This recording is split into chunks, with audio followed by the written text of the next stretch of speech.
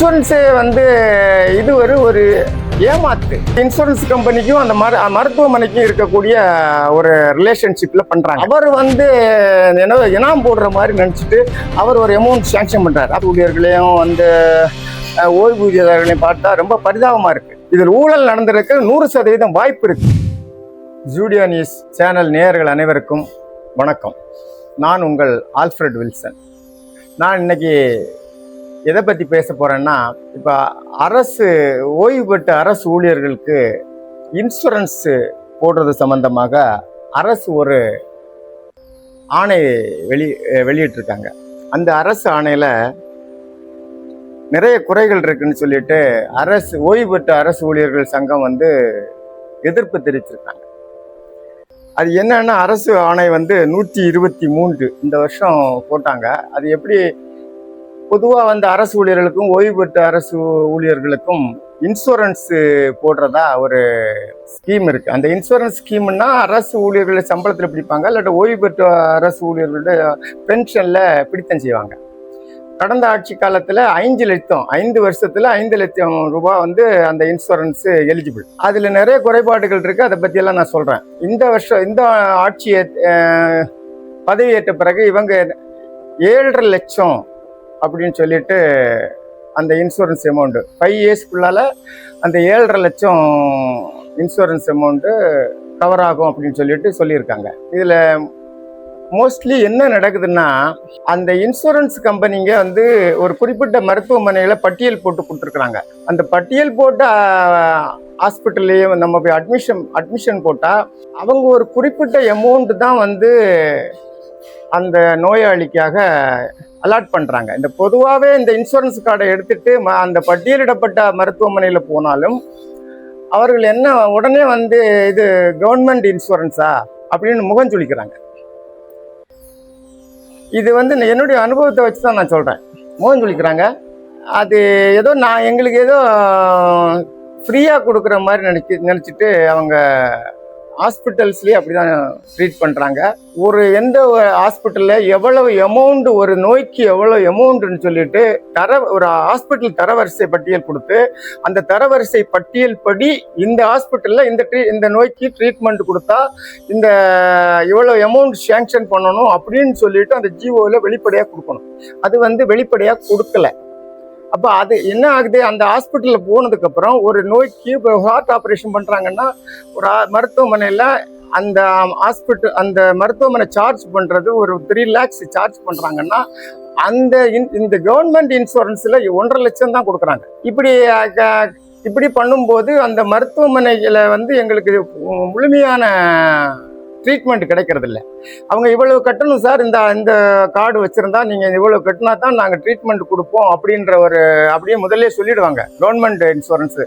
இது அவங்க ஃப்ரீ இன்சூரன்ஸ்ன்னு நினச்சிட்டு இருக்காங்களா என்னன்னு தெரியல. அதே மாதிரி ட்ரீட்மெண்ட்டு அந்த பட்டியலில் இல்லாத ஹாஸ்பிட்டலில் ஒரு ட்ரீட்மெண்ட் எடுத்தால் 60% சாங்ஷன் பண்ணலாம் அப்படின்னு பண்ணுவாங்க அப்படின்னு சொல்கிறாங்க.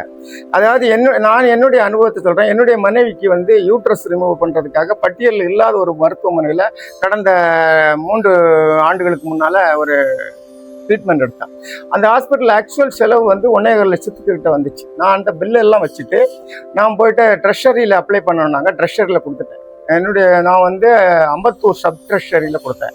அப்போ அம்பத்தூர் சப் ட்ரெஷரியில் இருந்து எங்களை என்னை அப்புறம் அதனுடைய திருவள்ளூர் டிஸ்ட்ரிக்ட் ட்ரெஷரி ஆஃபீஸுக்கு அனுப்பி விட்டுட்டு அங்கேருந்து என்னை கூப்பிட்டாங்க. நான் அம்பத்தூர்லேருந்து இங்கே செலவு பண்ணி நான் இங்கேருந்து ஒரு காருக்கு டிரைவர் வச்சு நான் அங்கே போனேன். போனதுக்கப்புறம் நான் இந்த இதை உங்களுக்கு கலெக்டர் ஆஃபீஸில் அனுப்புகிறோம். அதை அவங்க ஃபோன்லேயே கூட சொல்லியிருக்கலாம். இல்லை, உங்களுக்கு கலெக்டர் ஆஃபீஸ்க்கு அனுப்புகிறோம், கலெக்டர் ஆஃபீஸ்லேருந்து உங்களை கூப்பிடுவாங்க, நீங்கள் அங்கே போய் பாருங்க அப்படின்னு. இதை சொல்கிறதுக்காகவே நாங்கள் கூப்பிட்டாங்க. நான் திரும்ப டிஸ்ட்ரிக்ட் ட்ரெஷரி ஆஃபீஸுக்கு போயிட்டு திரும்ப அங்கேருந்து 1 மாதம் தாண்டி என்னை கலெக்டர் ஆஃபீஸில் கூப்பிட்டாங்க. கலெக்டர் ஆஃபீஸில் கூப்பிட்டதுக்கப்புறம் என்ன சொன்னாங்கன்னா, இதுக்கு ஒரு ஒரு கமிட்டி இருக்குது, டிஸ்ட்ரிக்ட் லெவல் கமிட்டி ஒன்று இருக்குது. இந்த கமிட்டி உங்களுக்கு எவ்வளவு ரெக்கமெண்ட் பண்ணுறாங்களோ அந்த அமௌண்ட் தான் கிடைக்கும். அது அந்த மெடிக்கல் ஆஃபீஸர்லாம் சேர்ந்து ஒரு கமிட்டி 3 மெடிக்கல் ஆஃபீஸர் உட்காந்து அவங்க ரெக்கமெண்ட் பண்ணுற அமௌண்ட் தான் கிடைக்கும். நான் இதை எடுத்துகிட்டு சரின்ட்டு அப்புறம் கொஞ்ச நாள் கழித்து எனக்கு ஒரு தகவல் தெரிஞ்சிச்சு. உங்களுடைய இன்சூரன்ஸ் இது போர்டு கமிட்டியில் 65,000 ரூபாய் ஃபிக்ஸ் பண்ணி இன்சூரன்ஸ் கம்பெனிக்கு அனுப்பியிருக்காங்க. சார் நான் அதுக்கப்புறம் என்ன பண்ணேன், என்ன வந்து இன்சூரன்ஸ் கம்பெனிலேருந்து எந்த ரிப்ளையும் இல்லை. அப்போ நான் இன்சூரன்ஸ் கம்பெனி அது மவுண்ட் ரோட்டில் இருக்கு, அங்கே அதே மாதிரி ஒரு டிரைவர் ஏற்பாடு பண்ணி நான் அங்கே போயிட்டு பார்த்தேன். அங்கே போனால் தான் தெரியுது, அங்கே எப்படியும் ஒரு நாளைக்கு ஒரு 100லேருந்து 150 பேர் வரிசையாக நின்றுட்டு இருக்கிறாங்க அந்த இன்சூரன்ஸ் கம்பெனி.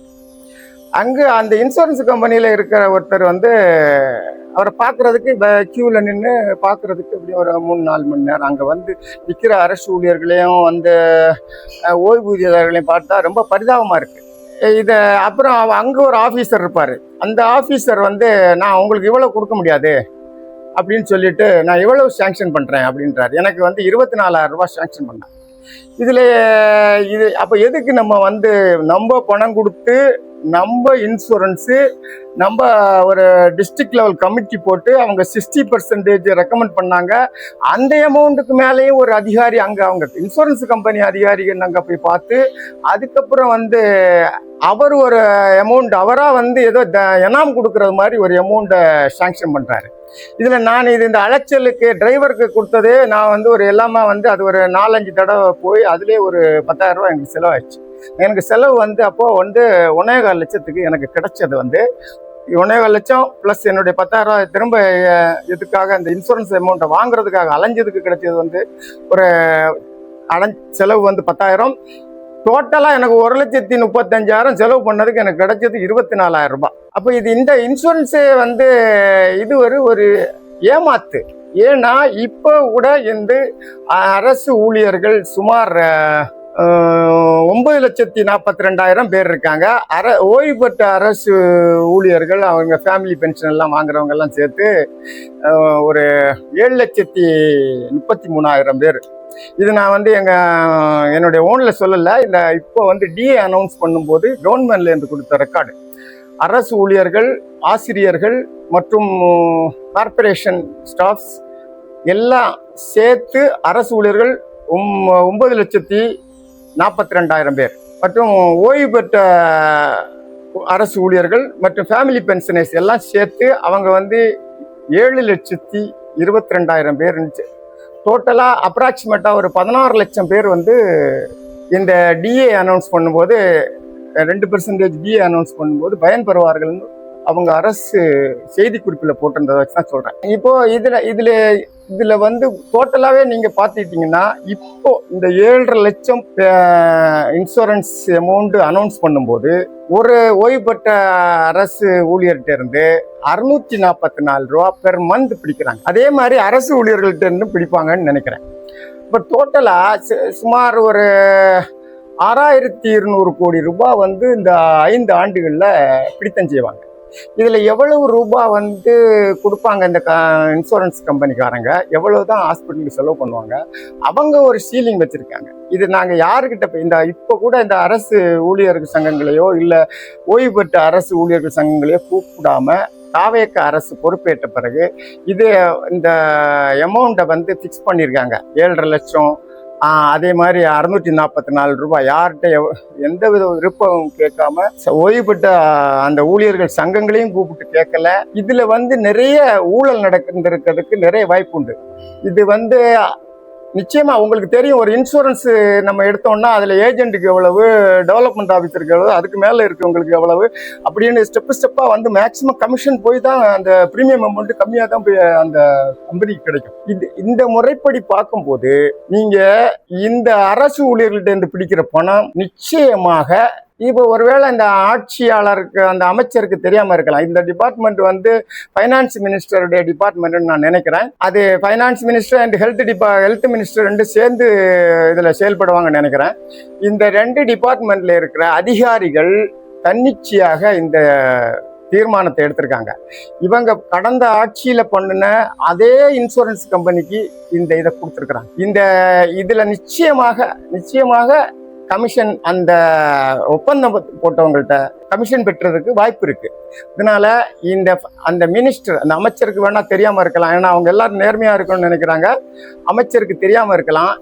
இந்த ஓய்வூதியர்கள் சங்கத்தை கூப்பிட்டு இந்த அரசு ஆணையில் குறிப்பிடப்பட்டிருக்கிற சில விஷயங்கள் மாற்றப்பட வேண்டும். அதே மாதிரி அவர்களுக்கு விருப்பம் இருந்தால், ஏன்னா நிறைய பேர் ப்ரைவேட்டு இன்சூரன்ஸ் போட்டிருக்காங்க.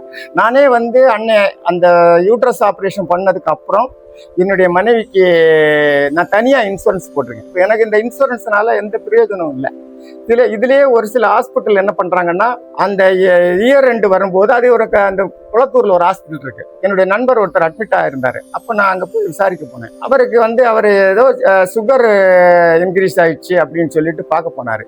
அவருக்கு அவங்க என்ன பண்ணாங்கன்னா, ஒரு 10 நாள் ஹாஸ்பிட்டலில் அட்மிட் பண்ணிட்டு சாப்பாடெல்லாம் கொடுத்து மொத்தமாக அவருக்கு வந்து 2 கண் ஆப்ரேஷன் பண்ணி கொடுத்தாங்க. அந்த சுகருக்கு கண்ட்ரோல் பண்ணுறதுக்கு ட்ரீட்மெண்ட் கொடுத்தாங்க.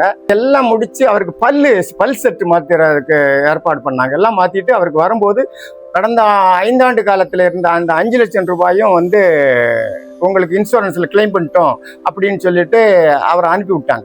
இது வந்து அந்த இன்சூரன்ஸ் கம்பெனிக்கும் அந்த மருத்துவமனைக்கும் இருக்கக்கூடிய ஒரு ரிலேஷன்ஷிப்பில் பண்ணுறாங்க.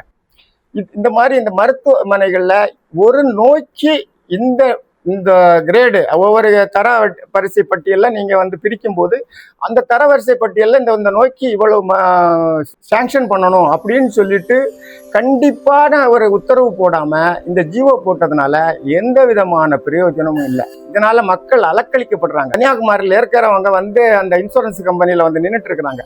எத்தனை தடவை வர முடியும்? அவர் வந்து இனாம் போடுற மாதிரி நினச்சிட்டு அவர் ஒரு அமௌண்ட் சாங்ஷன் பண்ணுறாரு. அப்புறம் அந்த டிஸ்ட்ரிக்டில் இருக்கிற கமிட்டிக்கு என்ன பவர்? நீங்கள் உடனே என்ன சொல்லுவீங்க? இல்லை நீங்கள் வந்து கம்ப்ளைண்ட் பண்ணலான்னு. யார்கிட்ட கம்ப்ளைண்ட் பண்ணுறது? யார்கிட்ட கம்ப்ளைண்ட் பண்ணிட்டு யாரை போய் பார்க்குறது? அவங்களுக்கு உடனே சொல்லுவாங்க கம்ப்ளைண்ட் செல் வச்சுருக்கோம். அந்த செல்லில் எல்லாம் வந்து ஏதாவது கான்டாக்ட் பண்ணி நாங்கள் ஏதாவது கம்ப்ளைண்ட் பண்ண முடியுமா? இப்போ கன்னியாகுமரியில் இருக்கிறேன். நான் கன்னியாகுமரியிலேருந்து நான் வந்து எனக்கு ஒரு தேவைன்னா நான் இங்கே வந்து வர்றதுக்கு நான் எவ்வளோ கஷ்டப்படணும்? இதெல்லாம் யோசித்து பார்த்துட்டு நீங்கள் வந்து எந்த மருத்துவமனைக்கு ரெக்கமெண்ட் பண்ணாலும் அந்த பட்டியலில் இருக்கிற மருத்துவமனையில் இந்த நோய்க்கு இவ்வளவு மினிமம் இவ்வளவு, மேக்சிமம் இவ்வளவு சாங்ஷன் பண்ணணும் அப்படின்னு அந்த ஒப்பந்தத்தில் நீங்கள் போட்டால் தான் அந்த இன்சூரன்ஸ் போடுறவங்களுக்கு ஒரு பெனிஃபிட்டாக இருக்கும். அப்படி இல்லைன்னா இதில் வந்து ஏதோ ஒரு ஊழல் நடந்திருக்குன்னு தான் நாங்கள் நினைப்போம். இதில் ஊழல் நடந்திருக்கு 100% வாய்ப்பு இருக்கு. நீங்கள் ஊழல் நடக்கலை அப்படின்னு சொன்னால் தமிழக அரசு நேர்மையாக நடக்கிறதுன்னு வெளிப்படையாக இருப்போம், எல்லாத்துலேயும் நாங்கள் வெளிப்படையாக இருப்போம்னு சொல்லியிருக்கிறீங்க. அதே மாதிரி நீங்கள் 100% வெளிப்படையாக இருக்கணும்னா இந்த ஜிஓ போட்டதில் என்ன நடந்திருக்குன்றத அந்த அமைச்சரும் அல்லாட்ட முதல்வரோ கவனத்தில் எடுத்து சம்பந்தப்பட்ட அதிகாரிகள்கிட்ட டிஸ்கஸ் பண்ணி இதில் அந்த அரசு ஊழியர்கள் சங்கம் மற்றும் ஓய்வு பெற்ற அரசு ஊழியர்கள் சங்கங்களை கூப்பிட்டு விசாரித்து நீங்கள் ஒரு நேர்மையான ஒரு ஜிஓ போடணும். இதுல வந்து நீங்க பணம் காசு வந்து அரசு ஊழியர்கள்ட்டையும் பென்ஷனர்கிட்டையும் கலெக்ட் பண்றீங்க. அதுவே ஒழுங்கா அவங்களுக்கு இன்சூரன்ஸ் கம்பெனிக்காரங்க கொடுக்க மாட்டேங்கிறாங்க. அப்படி இல்லாத பட்சத்துல சுமார் 6200 கோடி ரூபாய் 5 வருஷத்துல கலெக்ஷன் ஆகும். இதுக்கு அரசாங்கமே இந்த பணத்தை கலெக்ஷன் பண்ணி வச்சுட்டு யார் பாதிக்கப்படுறாங்களோ அந்தந்த மருத்துவமனையில வந்து அதுக்கு ஆட்கள் போட்டு கான்டாக்ட் பண்ணி நீங்களே சாங்ஷன் பண்ணி கிளியரன்ஸ் கொடுக்கலாமே. எதுக்காக ஒரு இன்சூரன்ஸ் கம்பெனி வாழ்றதுக்காக அரசாங்க ஊழியர்களையும் ஓய்வூதியர்களும் பணத்தை வாங்கி நீங்கள் கொடுக்கணும்? இது வந்து நியாயமான முறையில் வெளிப்படையான ஆட்சி நடத்துவோன்னு சொல்லியிருக்கிறீங்க. நீங்கள் வெளிப்படையான ஆட்சி நடத்துறீங்க. அது முழுமையாக பெறணும்னா இந்த ஓய்வூதிய சங்கத்தை சார்ந்தவர்களையும் அரசு ஊழியர் சங்கத்தையும் சார்ந்தவர்களையும் கூப்பிட்டு நியாயமான ஒரு அரசாணை போட்டு வெளிப்படைத்தன்மையை நீங்க காட்டினா தான் எல்லாரும் நம்புவாங்க. ஊழியர் சங்கத்தை சார்ந்தவர்கள் இது சம்பந்தமாக உங்களுக்கு ஏதாவது சொல்லணும்னு நினைச்சீங்கன்னா கமெண்ட்ல கொடுங்க. எங்களுடைய சேனலை வந்து சப்ஸ்கிரைப் பண்ணுங்க, லைக் பண்ணுங்க, ஷேர் பண்ணுங்க. நன்றி, வணக்கம்.